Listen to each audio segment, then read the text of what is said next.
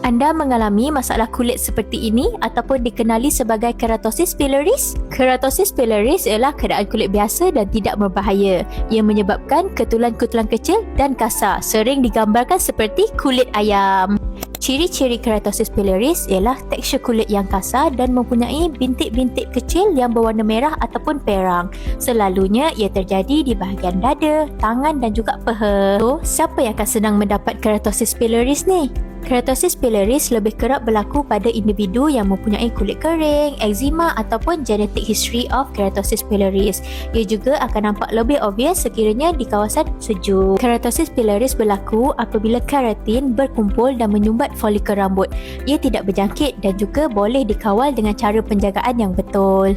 Jika anda mempunyai keratosis pilaris, anda digalakkan sentiasa menggunakan pelembab yang betul, tidak mempunyai harsh ingredient dan paling penting exfoliating agent juga.